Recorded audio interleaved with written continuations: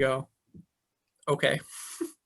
All right. So basically, Arkansas is, as we know, in the Bible Belt area of America, and all over the states. Every state has their own like folklore, cryptid situation. One of the most popular ones in America would be the Sasquatch or the Yeti, or in Arkansas's case, a Fouke, Fouke, if you're wondering.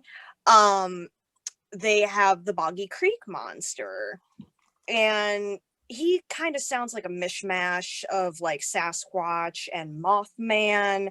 He's hairy, anywhere between 7 and 10 feet tall. He a big boy. He's stinky like Florida's skunk ape. He smells like booty. He is not a good time.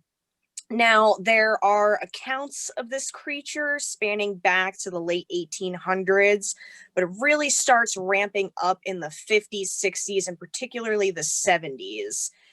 And this dude reached into windows, tried to like tickle somebody while they were sleeping. He has allegedly been shot at multiple times, but does not bleed. They have plasters of his little three-toed feet. Three toes doesn't really make sense for any primate, but that's what is alleged. And he's got red eyes, and he lives down by the creek, although there's been sightings all within Arkansas and the surrounding states. So the only reason this became relatively interesting to me is because another YouTuber by the name of Dan Bell does a series called Creeps and Monsters, and he's likes to go around the country to different areas and investigate things himself, because he's more of a skeptic, a Scully than a Mulder. He wants to see a body, he wants to see hair, he wants to see physical proof, which is totally fine because I would love to see the same thing.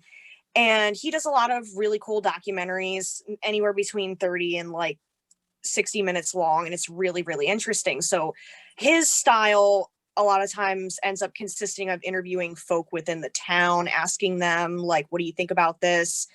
And there's a segment, because it's become popular after the sightings that were put in the newspapers like all over town, there were movies made after this creature, like kind of horror exploitation films of the time. So they're kind of like not that great because it's the 70s, about the Boggy Creek monster, the Fouke monster.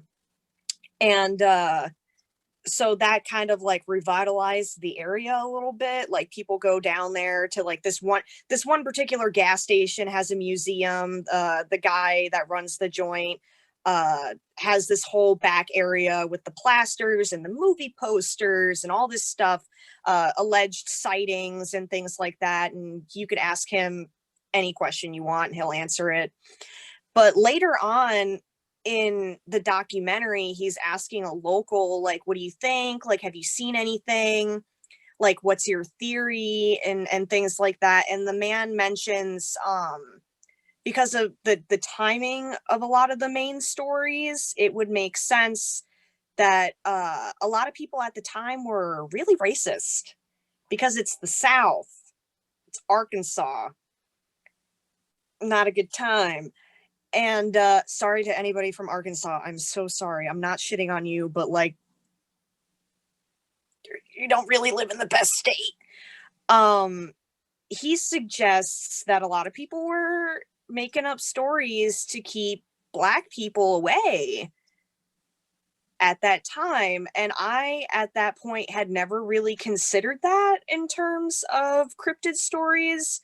And I thought that was really interesting if I could look at other stories that cropped up featuring similar creatures or any American cryptid thing, if they decide to crop up around the times when people were very openly against anybody Black, brown, anybody not white. Because that is, of all the things to be afraid of and worry about, like, you know, accidentally driving through a sundown town, getting lynched, getting shot at, getting beaten to death, that somebody had an idea to let's create this scary monster to make sure black people don't drive through our town. Like, I know white people are like on another plane of just astronomical stupidness and prejudice and biases, but holy shit. You're like, you know what? Let's just think of this ape creature, and maybe that'll keep people out of our town. And of course, the man later in his little story is like, folks around here aren't like that now. Like, we don't care. But like, it is food for thought. Like, how many other stories are like that out there of creatures specifically to keep somebody away? And whether or not that tends to be a solely American thing or a global thing, because we all know, like, one of the best examples would be to if you don't really know where you're going, uncharted waters, you're a sailor, you don't know what's there, what do they put on the maps? Spooky sea creatures, krakens, which of course they later find out is a legitimate thing. There be sirens in those seas out yonder. That's why we don't go over there. So it's not a stretch of the imagination here to think that a lot of people would be doing the same thing, just for more sinister reasons. And I thought that would be a very fascinating thing to discuss here amongst the group. I mean, I'm going to go with a super basic one. Even if you think of the third Harry Potter book, okay, you think about the Shrieking Shack. The whole thing is like Lupin is turning into a fucking werewolf. So he goes in there every month, but he doesn't want people to discover his secret. So they make up this whole lore that the house is haunted, and that's what's making those noises of him turning into a werewolf. Okay. Think about like any kind of the things we hear about, like these secret government bases where there's men in black and black helicopters and all this kind of stuff. It's just trying to deter your curiosity, keep you from poking around. You really do wonder. I saw a show called Helltown once upon a time, where it was basically this town in Ohio that the government had like blocked off or whatever. And I don't know how true it is. It was an entertaining movie, one of the better found footage style ones that I've seen in a while. And in this movie, there's like a secret cult that worships a Wendigo, basically. And the Wendigo is out in the forest. And the government had to come in and try to kill it. And the premise of the movie is it's a soldier who's like old, he's about to die, so he's telling the story of when he was there. And, you know, he has this chilling flashback that they turned into the movie where it's like him and the guys are looking around the town. And he was brought in to record the sounds. Like that was his only job, was to carry the microphones around and just record, you know. They didn't tell him what he was looking for. They just said, just keep the mic going. Keep the camera running no matter what happens, kind of deal. And then, of course, as the movie goes on, he uncovers all kinds of secret kind of shit. And what's kind of interesting about it is like, it turns into a book or a movie really easily, but you do sometimes have to wonder if that stuff is actually happening. Think about if anybody out here is a Bigfoot fan, you know, Skookum Meadows in Washington means like the place of the Skookum, some shit like that. Skookum is like an ancient Native American word for the mountain devil, something like that. And they would name these places with these very sinister sounding titles like that, with the idea being, you know, it's sacred ground. There's gods here. There's some kind of superhuman entities here that we need to avoid. So we give it a scary name.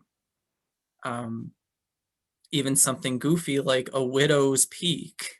If there's a mountain called Widow's Peak, you're probably going to avoid it because, you know, you associate a widow with death, with losing her husband, and so on and so forth. And when you look around the world, you do see those kinds of things where places have these very scary sounding names, foreboding, whatever. And what I think is really where Jess is going with this is like, are there actually all these kinds of monsters, or is there something a little more practical going on? Is there like a rich gold deposit, some kind of resources that somebody discovers that they don't want found? So, oh, there's a monster there. No one should go there. And then they sneak in the dead of night to continue mining, kind of deal. Hear stories of supposed UFOs being seen in areas that are very heavy in natural resources, or heavy machinery running underground at all hours of the night. And you wonder, is it aliens, or is it just a big business, a government, somebody with a special interest that then just makes shit up so people don't disturb them? I don't know. Because it's like, it's one of those things where I don't want to discredit anybody who has like legitimately seen something. Like we had discussed previously with a lot of stuff, you can kind of tell when somebody's bullshitting you on something that they've like legitimately seen and heard and experienced with their own two eyes, as fallible as the human brain and our eyes can be. Like sometimes we just know, we see a duck, it's a duck, and that's that. There is no ifs, ands, or buts about it. But there's a lot of stuff where it's like, okay, yeah, we give stuff spooky names so people stay out. Other people take the more obvious route and just straight up post a sign like, hey, danger, high voltage, like danger, chemicals, cancer causing agents. There's just some stuff, especially like I said earlier about some other things that are very poignant right now. I thought that was very interesting that somebody had like pointed that out specifically, because like there's a lot of stuff that 100% makes sense to me, where it's like, okay, yeah, like deep river, you probably saw like whatever, an eel or something, or maybe you really did see a mothman, I don't know. But there's other things there. Like I've never heard a cryptid being linked to making sure a specific race of people stays out. Most of them is just like, just stay out, anybody stay out. This one was specifically like, hey, we're racist as shit, just so you know. We know all the other southern towns are just putting, white only fountain on the thing. We're going to take it a step further and say there's a spooky monster in the woods, aka the KKK, and it's just one of those things. Like it's when I heard that, I was like, damn. First of all, Dan is a wonderful filmmaker and interviewer. Like this man is top tier, 100% recommend. Even if he somehow magically ends up seeing this video one day, like chef's kiss, this man is fabulous. But just the people he chooses to interview, I think people need to give some of these people a little bit more credit. They are so intelligent. Like it's not one of those things where you see on the news where they pick like the weirdest person in the crowd to like say something about the incident just to make like a meme moment out of it. Like he legitimately like seeks out these people like, hey, I want to know like what you think about this. And it's super thought-provoking, and I'm super into that. And I know a lot of you guys are too. And a lot of people don't really like to talk about cryptids in general because they're like, really? Like Sasquatch, Mothman, Lake Champlain, like that's what we're going to choose to believe in today.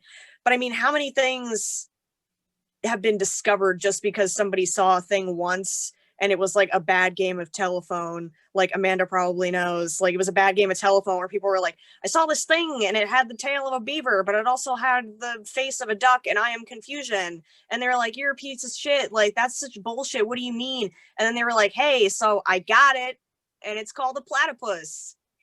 Like, how many sailors drew spooky ass, like 200 foot long, what they thought probably were squid or octopus or something. The Kraken, there's Kraken in every water, everywhere. And they were like, hey, got one. So it's one of those things where it's like, did you legitimately see something and this is going to be a thing that we discover at some point? Or are y'all just bullshitting just to bullshit? Or are y'all just bullshitting just to keep people out for whatever purpose? I didn't even think of this being an example as one, but and it kind of goes back to like probably about just about everybody's childhood, dragons. The whole thought process behind dragons, like originally it was more or less a people's fear of reptiles or snakes, like, in Chinese, Japanese culture, it looks more like a snake, whereas you watch Game of Thrones and it looks more like a lizard. Like everybody has their own depiction of what it looks like. Also, the funny point about that one is that's something that could actually legitimately evolve and come into actual play. Like it's something that a creature could eventually evolve and become that. And that's like a lot of what the cryptids are. Like some of them, yes, they're undiscovered. Some of them are completely like, whoa, that's far out there. Or some of them are either species that did exist and we didn't realize it until we were like, oh shit, we found the bones. And other ones are species we have yet to discover because maybe they haven't evolved yet and our minds have just gone there first. It's kind of fascinating. Yeah, that's always something that's been super interesting as well, is like how many things end up being, because there's so many parts of this planet that like no people have been to ever, and if there are people there, they are native peoples. They don't have like access to the outside world whatsoever. Like us trying to interact with them at all would be like a biological hazard, so we would never want to interfere with those peoples at all.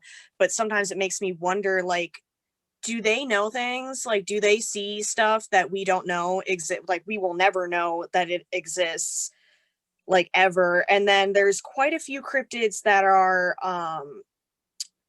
kind of like, oh, like Land of the Lost, like the Lost World type of situation where people are like, oh, it's just, biological leftovers from like 300,000 years ago that are just magically here. Like everybody knows, like the Loch Ness Monster is allegedly a plesiosaur, even though that is not possible at all. Like I was a dinosaur kid. I was a dinosaur free kid. We all know that that's not happening in a loch in Scotland. I'm sorry. Or a lot of people like, and I'm so sorry if I butcher this name, in the Congo, the giant dinosaur. Basically, they describe a long-necked dinosaur just living in the jungles of the Congo. And I'm not even going to attempt to say the name because I don't want to butcher it. But that, Imakili and Bembe. yes, that one is super fascinating as well, where the people that's an instance where people would never, they have never been educated on like what dinosaurs were whatsoever. It's kind of tainted now because people just keep asking them about it and showing them pictures, so they kind of have a reference to keep it going.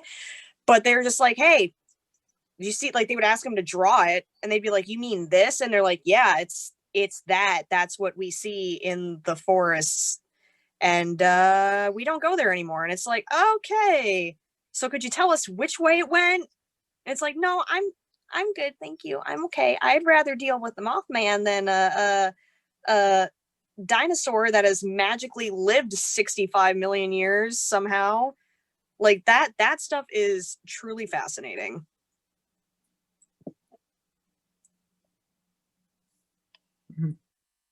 I like the thought process behind Wendigos, going back to Wendigos. I mean, I played a fun video game that kind of went based off of that. And like, it's kind of a good urban legend, whatever you want to call it. The fact that if you were to consume human flesh on tribal grounds near death, that is the curse that is bestowed upon you. And, or if you're bit by a Wendigo is another way of becoming one. But that game was interesting, Until Dawn, if anybody has ever played that. And then the fact that they were then testing it, which wouldn't surprise me if, our government did find something and then was like, oh, we're not going to tell anybody, but we're going to test it. Because we like to do sick stuff like that. Well, here's the thing that kind of brings to my mind. We always talk about like finding Bigfoot, Okay, we always talk about finding these creatures, you know. We're gonna go on a quest. We're gonna find the Loch Ness monster. I'm gonna ask you all, what do we do when we find it? So let's go with Bigfoot. You know, Bigfoot's my favorite out of all the cryptids. I'm sure I've said that to all of you several times by now. Um, the lore of Bigfoot that's so fascinating to me is just the idea of that missing link and all that kind of stuff. And if you were to, well, you've always kind of had this debate that's gone in various forms between whether human beings are created or whether they evolved from primitive ancestors, whatever. If you find the missing link that definitively proves that we are in fact descendants of ancient hominids and all this, the fossil record, whatnot, you know, how is society going to react to that? What is mainstream evangelical Christianity going to do with that? And I think that's the reason why if the government found Bigfoot, they wouldn't tell anyone. I don't think like if I were like when I was a kid, I always thought first thing, someday when I'm president, I'm going to find Bigfoot and I'm going to tell everyone. But as I've gotten older and as I've talked to more people, I don't think I would. I don't think the general public could handle it. I think it would be a fucking catastrophe. Long story short. I think that's the reason why, you know, they've been so hesitant with talking about aliens because, you know, in the past like year, they have released footage of a literal UFO, and I'm not talking like alien, but like by pure definition, unidentified flying object. And, you know, everybody was freaking out a little bit, but at the same time, it was 2020. Nobody was really surprised at that point. But I feel like, well, one, in my opinion, is ignorant to think that of all of the universe, we are the only intelligent life. Talk about a God complex. But I feel like if people were to find out that, yes, there are like other life forms and they don't abide by our rules and they come from a different place, people would freak out. They would not know what to do and they would immediately assume that they're hostile. And I think that unfortunately is a mindset that most people jump to. And it probably stems from a survival instinct. But if you just have, like, what are we at right now? 8 billion people in the fucking world. If you have all of those people reacting the same way, it would be an absolute nightmare. So like I 100% believe that there is, you know, there is life out there and that we have made contact with it at some point in some way, but we'll never know about it, or at least not in our lifetime. I have a hard time believing that there is nothing out there when we are just like, we're a grain of sand. There's no way we can be the only life out there. And, you know, I've known many people. I've never had a UFO sighting. I've known many people who are absolutely intelligent, rational, completely mentally healthy, along those lines anyway, people who have had sightings of things in the sky that have moved in ways that normal aircraft don't move. And, you know, they have no idea what they are. They don't want to say it was a UFO. I mean, they just, you know, they just are saying, okay, so I saw this. I can't explain it. I can't explain the way things moved. I don't know what to tell you. You know, like I think there's enough accounts like that and enough documentation of that out there, and enough people, especially in the military and in government, who are getting out and talking about it. So if that's possible, then why wouldn't these other things be possible? But it is really interesting, Jess, like your whole, you know, the whole idea of, I mean, I see almost any kind of really up there organization that has any kind of power or any kind of finances to work with as being pretty much corrupt. So I can't say that I don't think that some of these things might very well be, you know, like put out there for some sinister reasons. However, the only issue I have with that concept is that that would make me want to go to these places more. So I feel like I feel like definitely certain demographics would have every reason to be fearful and not want to go near something. So that's completely believable on one hand, you know what I mean? And I feel like on the other hand, I think it would possibly attract a different demographic to try to figure out what it is, you know, who haven't lived through incredible strife and persecution, and who are privileged enough to think that they're going to take their ass there and be fine, come out fine. You know, it's complicated. I find myself often sounding like an absolutely insane person, just frothing at the mouth about things like Sasquatch and UFOs, and people can make fun of me and giggle and laugh about, like, that's a stupid thought to have. Like, just, we'll figure it out one day. Like you had said before, like, if somebody were to produce a Sasquatch as a missing link, like, people already have a hard time dealing with, like, the out of Africa theory. I feel like they would either completely put the blinders on to Sasquatch, or they would be more likely to believe in we all come from Sasquatch rather than we all come from this one area of the continent. And this is no offense. This is definitely no offense to anybody who is a member of any kind of religion or organized religion, but there are millions and millions and millions and millions of people all over this planet who believe in entities that you cannot see and put money in a basket every week and go to a church with icons of everything, and that is perfectly acceptable. But when you say, I might have seen Sasquatch, you know what I mean?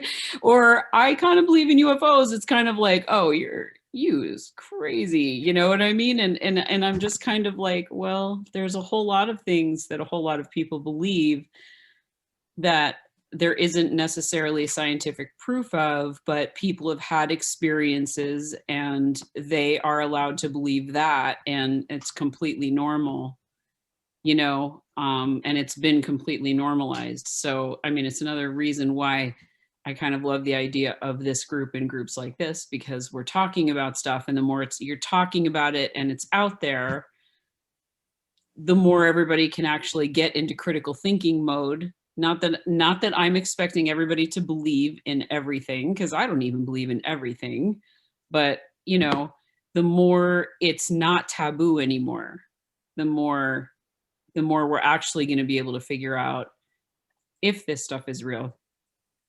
I feel like there are so many unknowns that it's more ignorant to say that something absolutely hands down doesn't exist than it is to say maybe it does.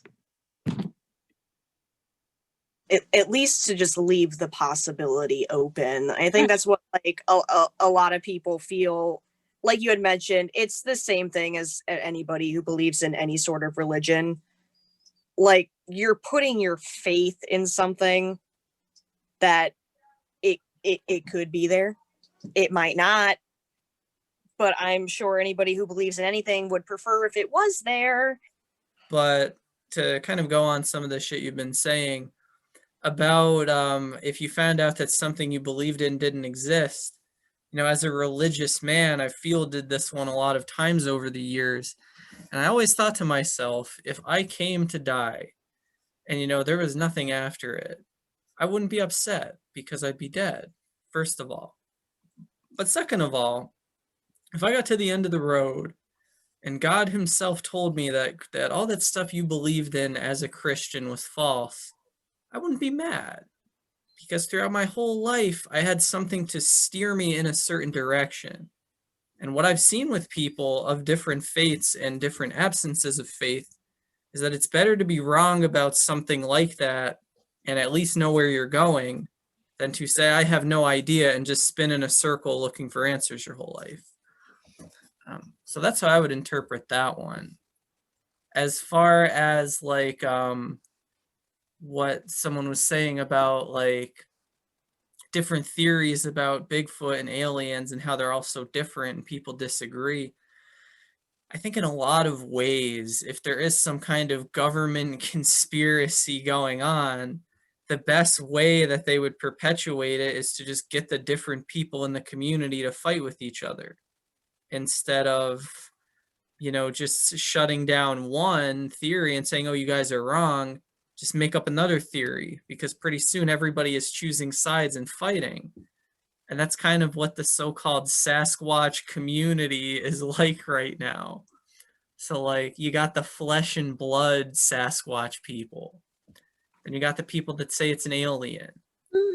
Then you got the people that say it's some kind of spirit being.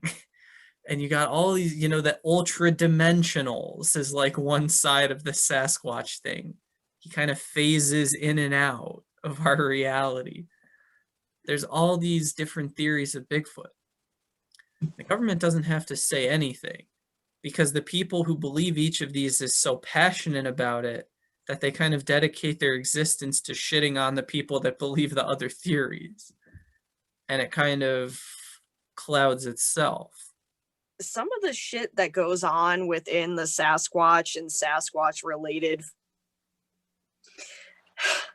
literal, like, real life subreddits is just so buttery, so good. I feast on this discussion, the debates that they have amongst each other, because like one of the things about like the Falk monster, it's one of the ones you got to bang the rocks and it'll bang the rocks back and like make ooh, like those noises. And like what do we do when we find a Sasquatch? I think I had posed this question multiple times, and I've seen it posed as like a meme multiple times. But I'm serious about it though. To any Sasquatch hunters in the world, I want to know, you go out into wherever your Sasquatch just so happens to be and make the decision to make the mating calls and the noises to lure a potential Sasquatch to your location. What exactly are you planning to do with a Sasquatch that anticipates mating with never other planned for that. Well, that's what I want. This is a serious question. I genuinely want to know, of all of the alleged calls that they have recorded or theorized that a Bigfoot is gonna sound like, they always choose the mating calls. For who? You're that lonely? Well, I have somewhat with an the answer here possible for you. missing link. I think that at the end of the day, they don't think anything's ever gonna come. I think that's Until all one it day comes it down to. does. Why the fuck why do like ghost hunters buy haunted houses? Because they don't fucking think they're haunted. If they did, they wouldn't play around with it. It's really simple. But if I go out in the woods, I'm looking for Bigfoot, if I'm gonna make a TV show, if I'm gonna write a book about it, I have to have something to show. I can't just stand there in silence and wait for 2 months until it gets used to me being there and comes in my presence. I have to be, call blasting and wood knocking and putting up primate pheromone chips and all this kind of crap that makes for a good documentary. Do they think it's ever going to come? I honestly don't think they do. I love the one cryptid that I really like, and I remember this when I was a kid, because like I was like obsessed with this thought, was the Wisconsin one, the Beast of Bray Road. Oh my god! Well, because it was essentially a werewolf type thing, and I remember I used to research the shit out of this kind of stuff because I'm like, oh my god, are werewolves like really real? And like I found so many pages based on like weird animal attacks that didn't match like the normal wounds that would be caused by like mountain lions, your typical predators that are out there. And then like I remember also I came across this YouTube video of this guy, I want to say he was like in Germany or something, had to have a full-blown exorcism, and I watched this whole entire thing because they believed that he was cursed with lycanthropism, but it wasn't like in the sense of he would physically transform, but like mentally he would just go ape shit. And it was like truly freaking fascinating. And I just love it, even though it was most likely just like a mangy bear. That ends up being like most cryptid sightings. That's their excuse. Like that'll always be like the local government, aka like the one mayor and the sheriff, if they even have a mayor. That generally tends to be those types of areas. They're like, it was just a mangy bear, or it was a rabid bear. It's always a bear. Always. Every single time. It was a bear. It was a giant owl. It was a, I don't know, whatever, however many large birds we have left in this country. But have you seen a bear with the disease where they become hairless? Mange, yeah. That's a terrifying. I remember the first time seeing it online and not knowing that that's what it was, and having to look it up, and spent like an hour and a half looking it up, and then finally found it was a bear. And then I was devastated for the bear because it was just really sad. But in that hour and a half, it was just like, what fresh new hell is this? The sad point is that he actually looked like he recovered from the mange because he didn't have open wounds. It was just a matter of the fur just didn't grow back, because that happens on a lot of dogs too. You know, they get manged, it's so bad, and these scabs heal, but the fur just doesn't come back. But then, you know, playing devil's advocate, imagine something like that in the woods, and you're there at night with your friends, and that like makes a quick detour in front of your path. Like, what did you see? Right? That's like the whole. How does that game of telephone go when you're describing, everybody's describing what they saw? I mean, I remember when my brother came back from fishing down at the river in high school with his friends and swore to God that they uncovered the bones of a demon. And it was like a deer. It was a deer skull. You know, they were going to take it to the bio teacher, who was a real practical joker. So it would have been amazing. And I was like egging them on, like, oh, I don't know, guys. This looks pretty creepy. Maybe you should take it to Mr. Latch. Oh my God. I mean, like, you know, there's a lot of, on the flip side of this, I feel like there's a lot of ways that people could have legitimate experiences, but it just might not be of what they think it is. You know what I mean? Like, so to just automatically not believe people when they're telling these stories, I feel like is wrong. I didn't say I didn't believe in werewolves or shapeshifters. Right. You know, I mean, although I'd be like, in the area where I live, if I saw just pink skin with patches of hair and scabs walking on all fours, my first thought would not be mangy bear. My thought would be like, oh no, the neighbors, like, help them. Like, it would more than likely be somebody like having a really, like, just absolutely strung out on something. I would have to get out and help.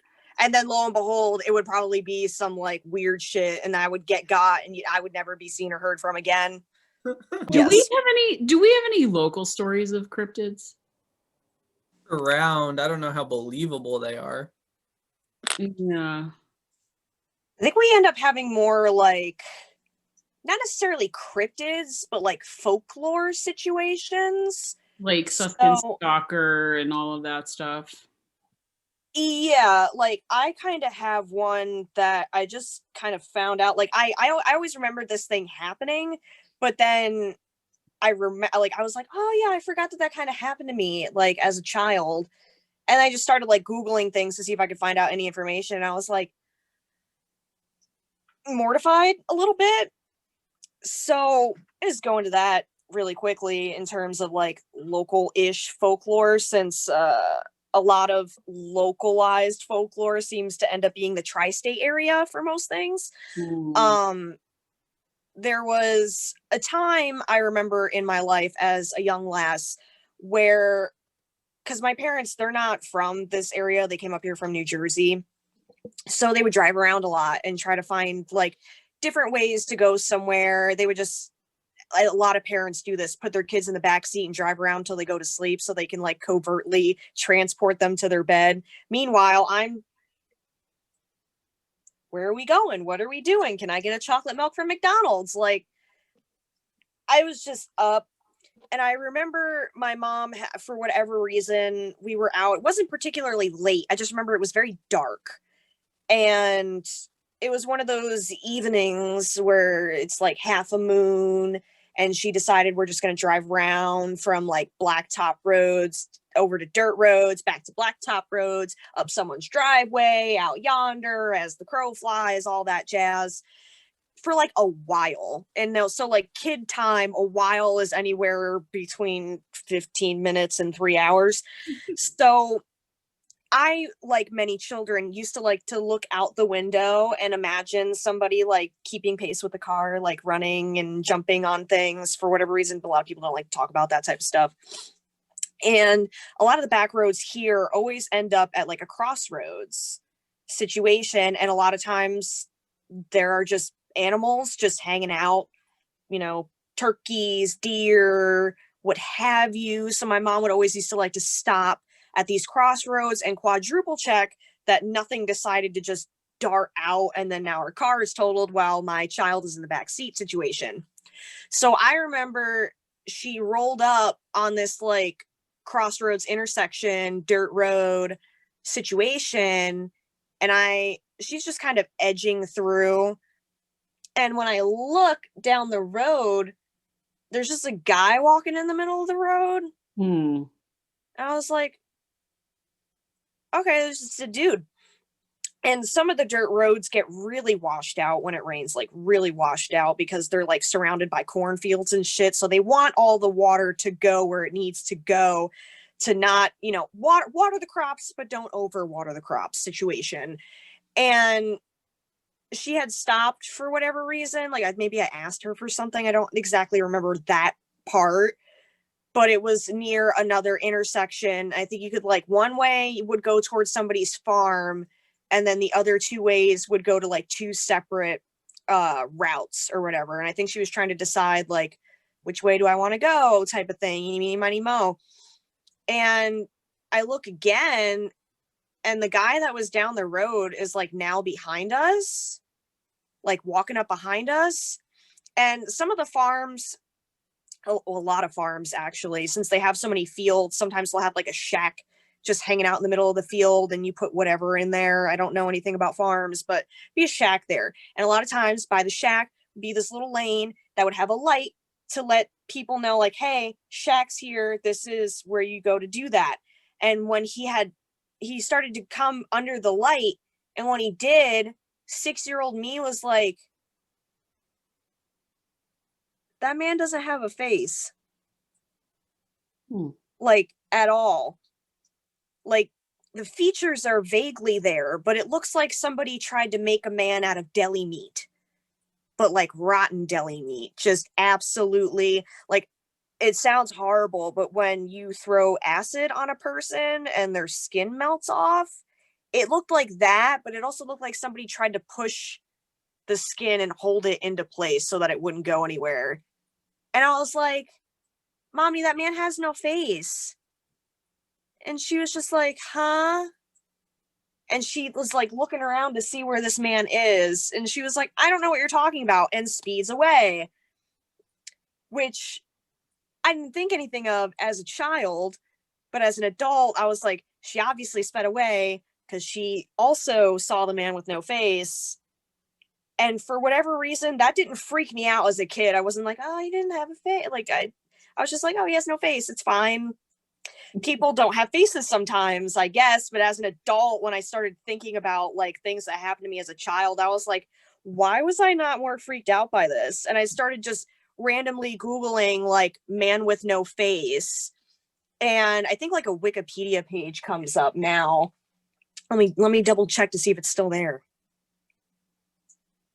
And it ends up, oh yeah, is that his name?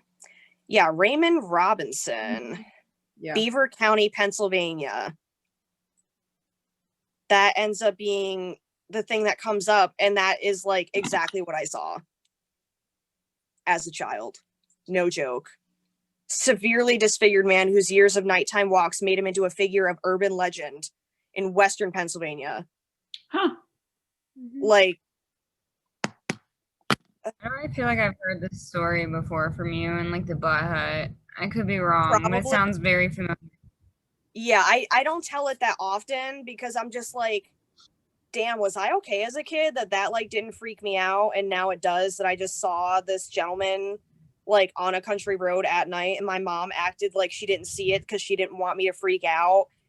Because then, like, now when I asked her about it, she was like, what do you mean? I have no idea what you're talking about. So I'm just like, okay. Like,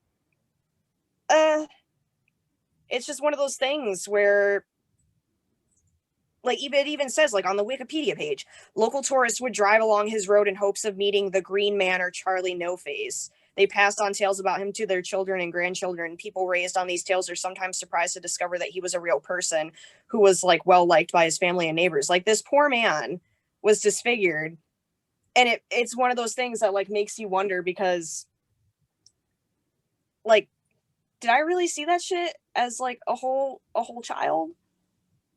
Because there is nowhere I would have heard that from. Nowhere. Like, I was born and raised here, but my parents weren't. They don't socialize with people in this town. Sorry to have my classmates, but y'all were not smart enough to come up with this information on your own, and you don't know anybody who would have told you this to therefore somehow tell me this for me to just, like, have a hallucination about this gentleman on a random evening drive. So, like, that's one urban legend thing that I have apparently seen, and I didn't even know it was an urban legend until I was, had a morbid curiosity about it. I'm gonna make it even spookier because I'm looking it up right now, and apparently the guy died in the 80s. Mhm. So even if you saw him, you probably saw like spirit or something.